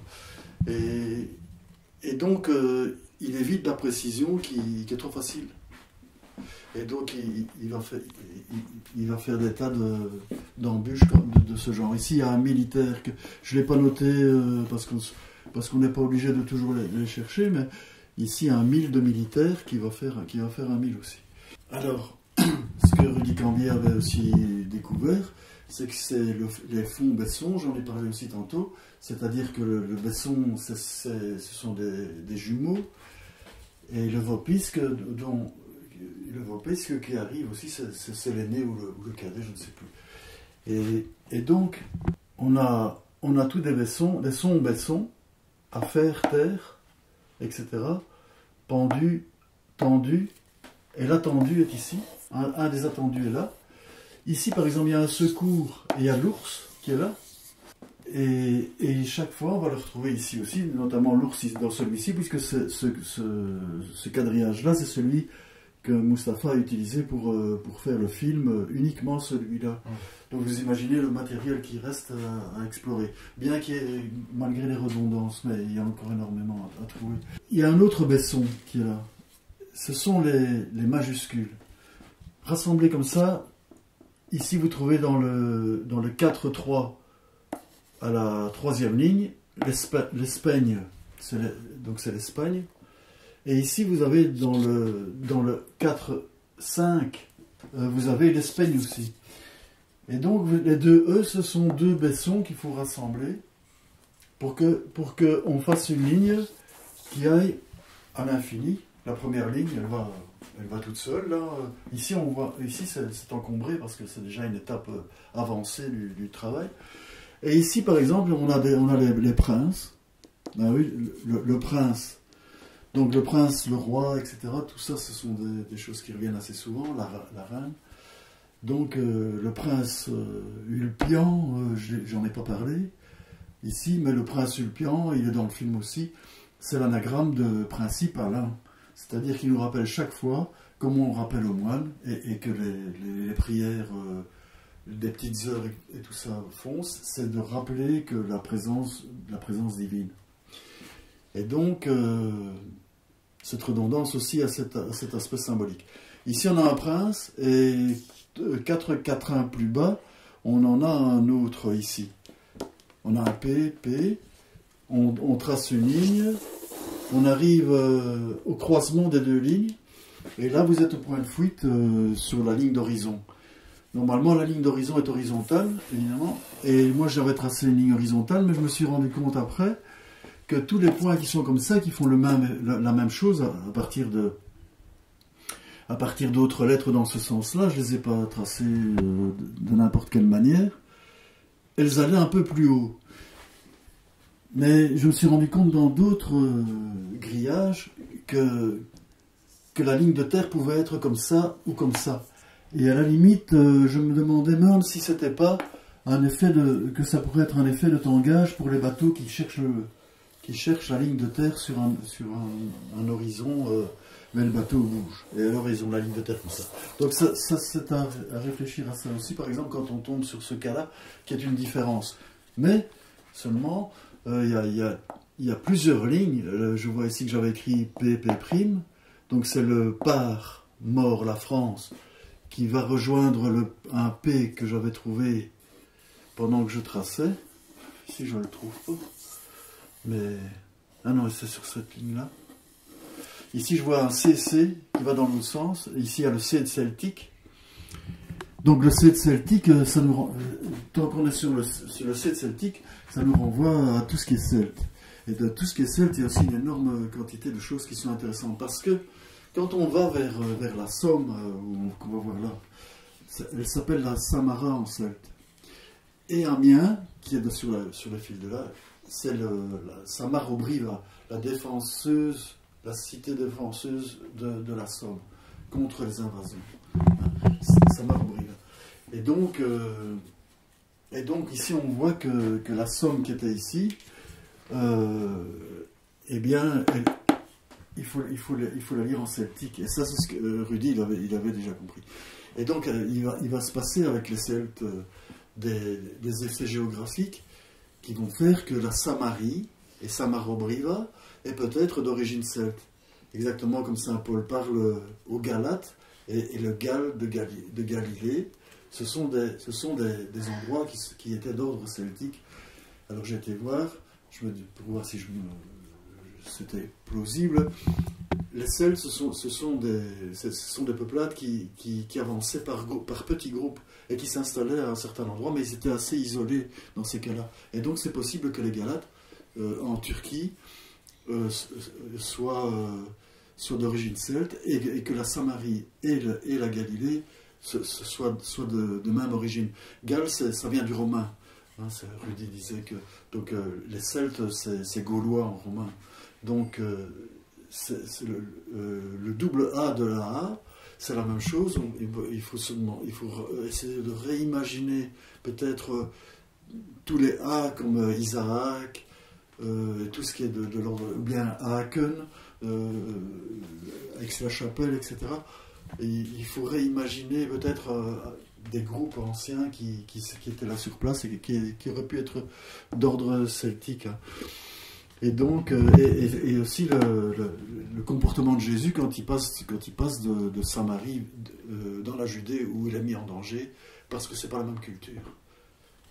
Quelque chose de ça. Enfin, il faut à chacun de trouver ses solutions. Donc ici, le CC, il va de celte à cité ici. Donc le C de la justification à gauche ici, va faire qu'on va arriver sur ce point-là. Vous voyez ? Parce qu'une fois qu'on a découvert les baissons, à ce moment-là, on peut se permettre de chercher d'autres relations. Mais il faut quand même rester dans une certaine plausibilité, je vais dire. Et donc on arrive sur ce point-là et on voit qu'à ce moment-là, on a des correspondances. Par exemple, ici, le C avec le Q de quelque, mais elle avait déjà été utilisée pour aller vers le Q de Quintin et donc se remettre sur le point de fuite qui se trouvait là. C'est-à-dire que là, ça nous donne un coin d'un volume. Le volume, il est déterminé par le P de Prince et le Q de Quintin. Et là, on a une hauteur qui tout à coup va nous servir pour faire tout le reste et nous donner l'idée d'une pierre tombale, par exemple. Ou alors de volume secondaire, etc., etc. Mais ici, on voit qu'il y a un H qui apparaît. Pourquoi est-ce que j'ai commencé à aller vers la démonstration que c'est un H ici qui a été découpé dans un arbre, par exemple? C'est parce que le texte, il a tendance à le signaler. C'est-à-dire que « et il mourra là où tombe », donc c'est une pierre tombale qu'on va couper dedans, là où tombe Cherlache. Mais en fait, c'est pas Cherlache qui ne veut rien dire, ça veut dire cherche lâche. chercher l'H. Et donc, quand tout à coup vient dans vos associations d'idées le H, il va aller dans la vision, et le H va apparaître là, ici H, ici H. Et vous allez voir qu'un coup de flèche a juste au-dessus de lui un A, près du 1000. Donc la flèche va vers le 1000. Et le H, c'est un coup de H aussi. Pourquoi c'est un coup de H? Ça, Mustapha, il a bien montré au début du film que le H était lié à la mythologie, etc., avec les H qui doivent être transpercés, les anneaux et tout ça. Et les passages par le H, et nous autres, on a encore discuté de l'autre côté, en disant que c'est l'octave, etc., etc. Donc, comment est-ce que j'ai trouvé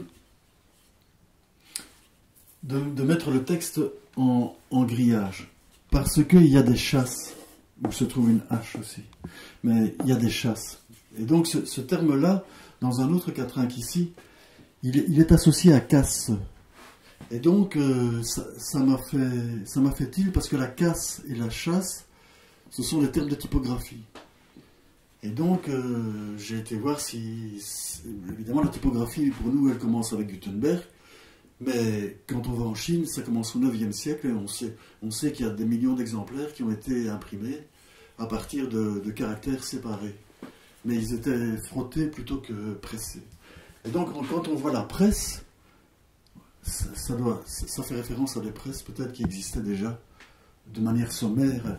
Gutenberg, il aurait plutôt rassemblé des technologies qui existaient déjà et qui avaient déjà été pratiquées à gauche et à droite. Et donc, probablement que du temps d'Yves de Lessing, la chasse avait déjà, le nom, ça avait déjà été appelé comme ça. Donc, il y a toute une terminologie qui existait déjà et qu'on peut retrouver encore aujourd'hui en typographie. Ici, on voit chasson, qui rime avec, qui va ici avec chasse et chasse. Donc on voit que le texte est quand même, c'est comme si on avait un texte en mosaïque où on voit le rouge qui réapparaît en pointillé de l'autre côté. Donc ça passe ici, ça revient, ça ressort là. Et donc là on a la chasse qui vient se rappeler, pour nous rappeler que Korn, c'est Cornelie Münster. Mais Cornelie Münster n'est pas là, mais ça rappelle un petit peu Cornelie Münster. Mais là, il faut trouver des rapports. L'ours, on l'a montré. Le V de Venise, je ne l'ai pas utilisé. Alors ici, par exemple, il y a des choses qui se passent, c'est qu'on peut allumer, je vais dire, des majuscules. Parfois ça marche, parfois ça ne marche pas, ça dépend. Il faut avoir un peu de chance, parce qu'on ne connaît pas évidemment les tenants et les aboutissants quand même de tout ça. Et qu'est-ce que je peux dire encore de nuit ici, on l'avait vu aussi dans les tout premiers vers, hein, où on a le 2 et le 8 qui sont récurrents un peu partout, et les associent, etc. Le divin verbe, c'est évidemment Yvain, qui possède un peu du verbe divin en tant que KB, etc. Quand ils ont fait une épure comme celle-là, en général, elle a des particularités. Si vous regardez bien, ce parallélépipède rectangle ici, il a des diagonales qui font ça, on sait très bien les dessiner, mais vous voyez qu'elle est exactement dans le prolongement, elle est dans la verticale.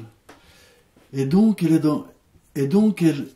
elle sert à la fois pour la diagonale, cette diagonale-là d'en haut, et celle dans la base aussi. Elle sert une fois pour deux. Donc ils ont bien choisi de faire une épure qui avait des particularités de cet ordre-là. C'est quand même quelque chose qui est remarquable. Et donc on voit ici une seule ligne fait les deux diagonales du haut et du bas. Et alors là, on voit la diagonale du haut et du bas. Vous voyez, qui passe par le B, X, etc. Si on voit ici, par exemple, après et un O, on voit un opéra. Et l'opéra, ça veut dire qu'il y a, je pense que j'ai repéré qu'il y avait beaucoup de traces par exemple, on vient d'en parler hors micro, du carré magique qui dit opéra rotas, et je l'avais trouvé tantôt mais je ne le sais plus maintenant. Et donc en fait ça veut dire quoi? Ça veut dire que l'opéra ça veut dire un travail, et donc c'est la formule des moines, des bénédictins, labora et ora et labora. Donc en fait ici on se rend compte que ici il donne le fil conducteur, très exactement. Parce qu'il dit quand il naîtra du grand un fils Agrippe. Il donne le fil conducteur de là. Mais le conducteur, où est-il? Il est là. C'est pas le conducteur de la guerre navale. C'est le fil conducteur de là et de l'au-delà. Et donc, ici, on va voir comment c'est remonté en diagonale de ce A-ci au A qui est juste en dessous de la Somme. Et quand on fait l'épaisseur du fleuve, on remonte ici sur le A de la Somme. Et donc là, on est sur la Somme et sur la Samara. Alors là, la grippe, bon, c'est un cas particulier. Et puis je te laisse parler. Agrippe, c'est Agrippa, Agrippine, et Agrippa Ier et Agrippa II, et Bérénice.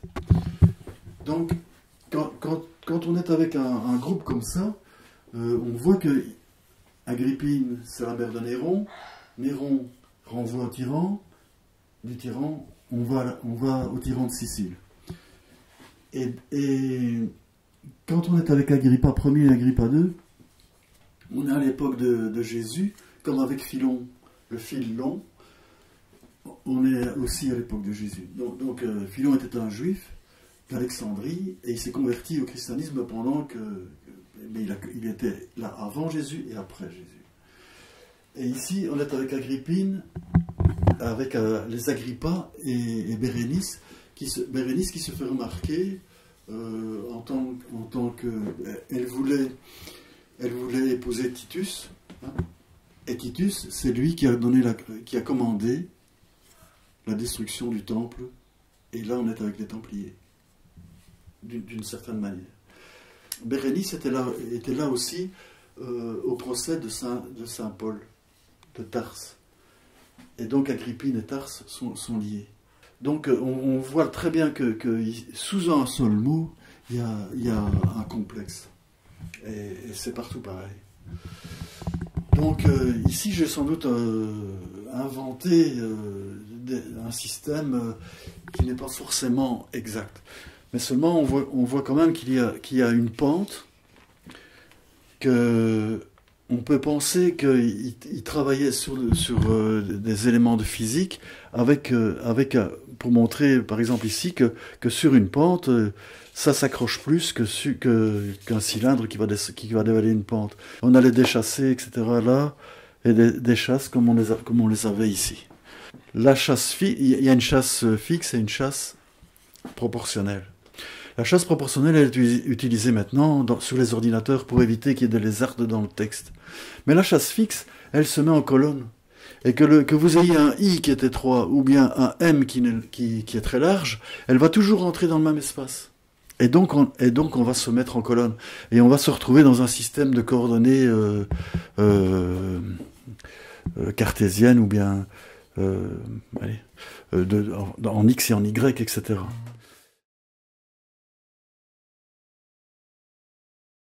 En fait, moi, quand j'ai découvert le travail de Francis de la Rivière, ces découvertes, j'ai vu ça comme une sorte de carte au trésor, on va dire.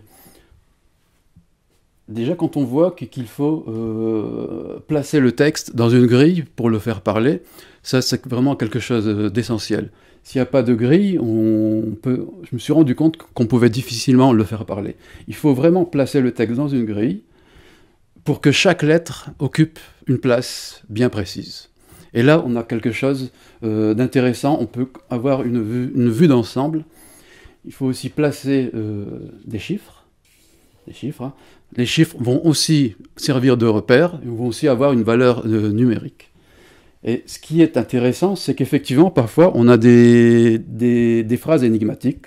Quand on voit « quand il naîtra du grand un fils Agrippe », alors bien sûr, comme dirait Francis, un fils Agrippe, on va aussi penser au fait d'agripper un fil.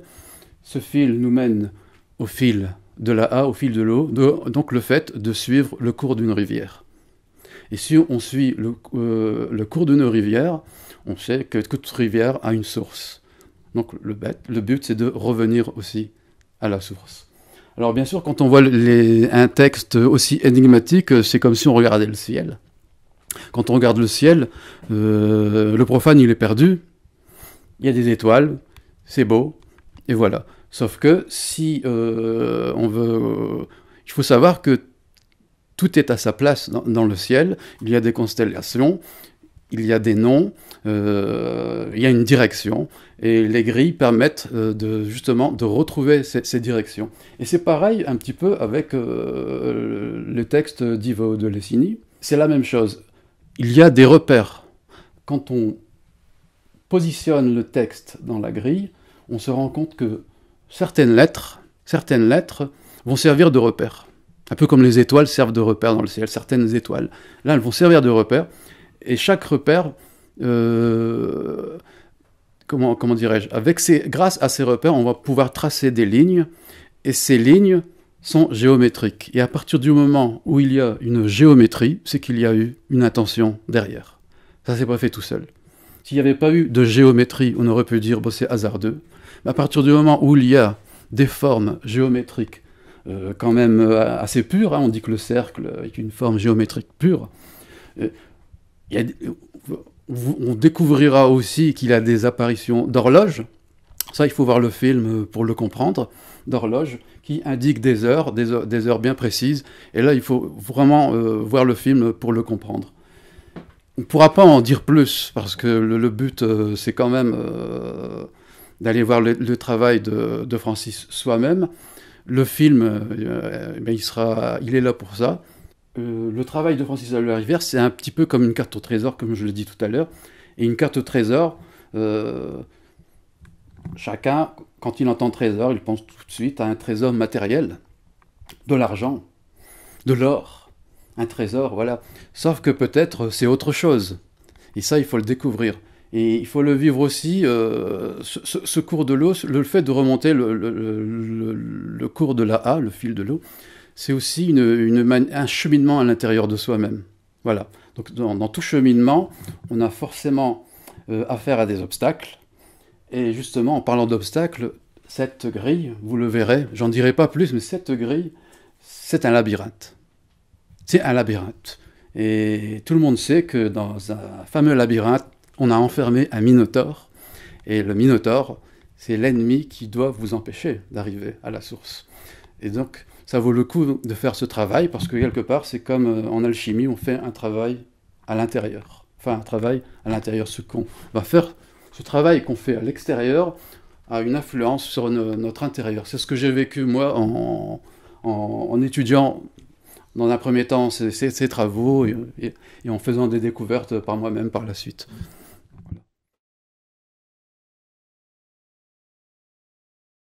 Moi, je vais encore rajouter quelque chose, c'est qu'on n'a pas parlé de l'attendu dans toute l'affaire. Or, le fil peut être tendu ou détendu, et il y a des moments de tension et des moments de détente. Et l'attendu, apparemment,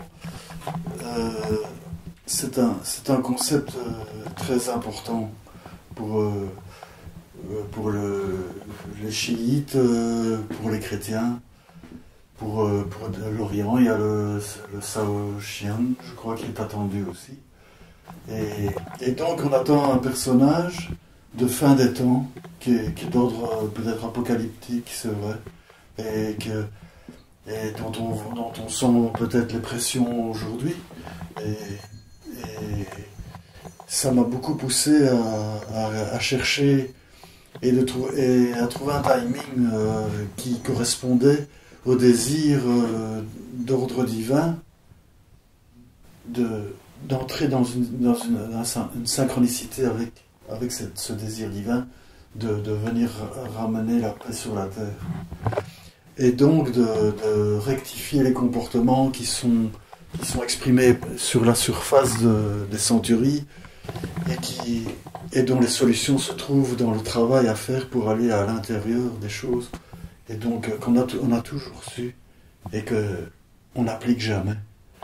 Surtout pour la masse des gens, surtout quand on massifie les gens en plus, comme c'était le cas pendant la guerre 40-45.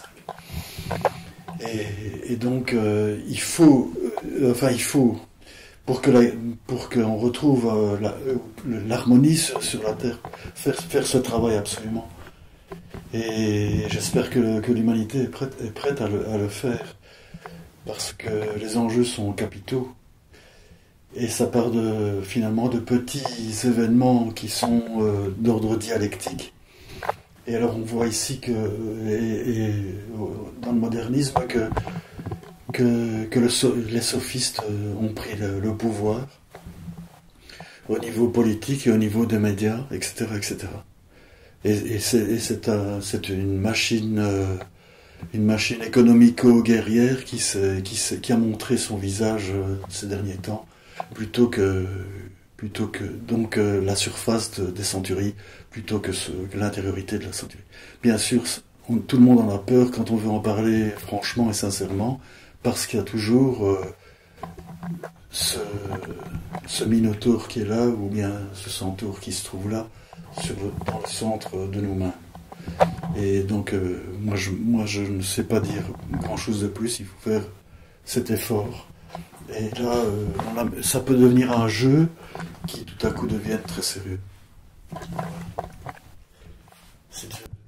Moi j'ai envie de dire, n'hésitez pas à voir le film. Il est en 3 parties, ça fait donc une trilogie. Alors ça peut paraître compliqué parfois, parce que c'est hors norme, on n'est pas habitué à ça. Mais il faut le voir comme un jeu. C'est un jeu, et ce film essaye de simplifier le travail, essaye de nous montrer que c'est un jeu en réalité. Et c'est un jeu, mais on a tous un enfant en chacun de nous, il ne faut pas l'oublier. Donc il faut le vivre comme un jeu pour enfants, et il faut se dire que c'est un parcours du combattant en réalité qui est proposé. Il faut vraiment jouer le jeu, parce que ce sera dit au début du film, on se met en position de personnes qui vont être emprisonnées dans un labyrinthe. Et c'est à la fin du film qu'on est libéré. Voilà, donc il faut vraiment regarder les 3 parties en suivant. Éviter de sauter la 2e partie pour aller voir la 3e, parce que sinon on va oublier des étapes et on ne va pas comprendre.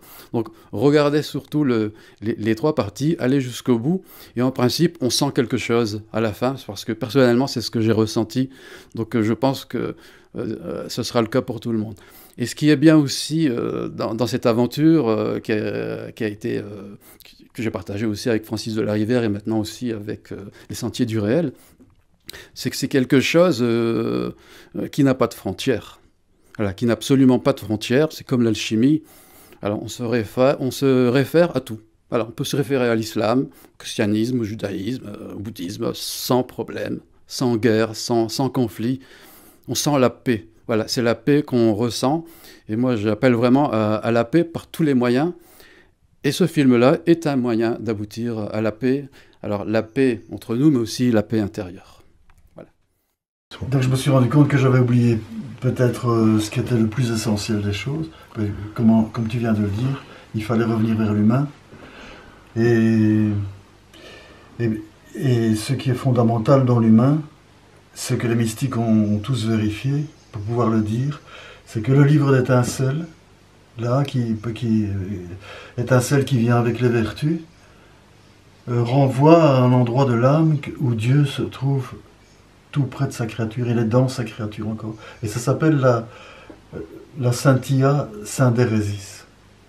La Saintia Syndéresis, ça a l'air de dire Saint, ça veut dire comme synthèse, quelque chose comme ça. Mais je suis pas trop sûr du terme, donc je ne vais rien dire.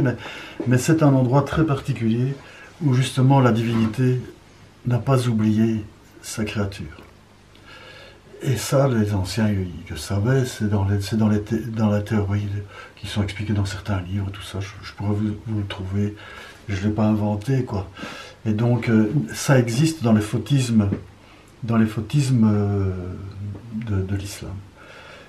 Et ils font des expériences de lumière, et qui sont de l'ordre d'une lumière incréée, comme on dit, de la lumière incréée, de la cause première incréée, et qui est le créateur de la création.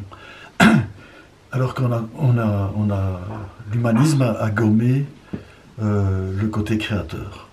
Et le darwinisme n'a pas amélioré, même si Jean-Paul II reconnaissait que l'évolution était existante. Mais c'est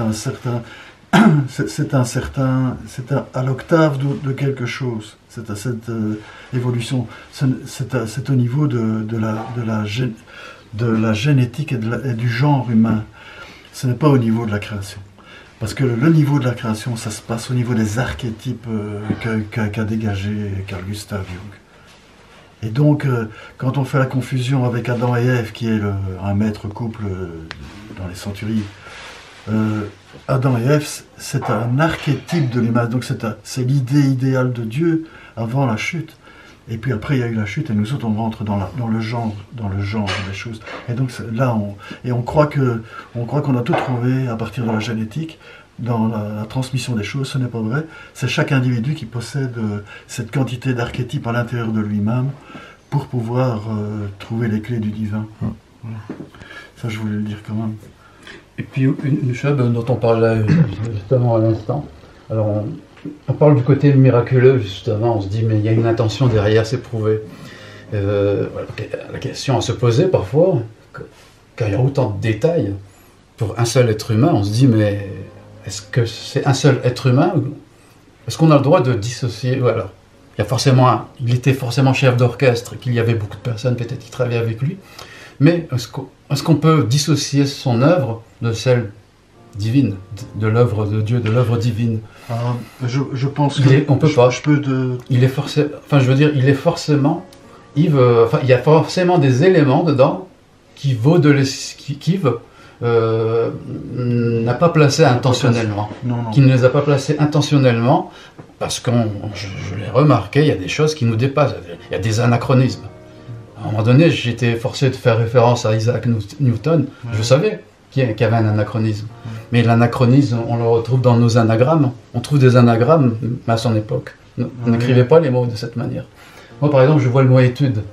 Il y a le mot étude écrit littéralement. Il n'est pas dans la vidéo, mais il est là. Il est écrit vraiment en vertical. Étude. Et à l'époque, il aurait peut-être fallu mettre un S. À l'époque. Oui, mais et donc, c'est pas une intention d'une personne, mais c'est forcément été écrit par une personne qui savait qu'à notre époque, on l'écrirait de cette manière-là, et que ce serait compris aussi. Et donc, ça dépasse aussi l'entendement. C'est l'être humain, en fait, dans l'histoire. Je sais pas, moi, il est inspiré un peu, comme on disait, comme Mozart qui a 4 ans joue du piano, les yeux bandés. Ou Tesla. Dans les premiers vers des Centuries, il dit le divin presse acier. Ça veut dire que Dieu se met à côté de lui, ou même à l'intérieur de lui, et donc l'Esprit Saint va agir pour que ces paroles deviennent en quelque sorte éternelles. Et que son travail ne soit plus de l'ordre de l'humain, mais soit tout à fait inspiré par un ordre divin qui paraît ici présent, parce que à cause de la complexité des choses. C'est vrai. Et donc,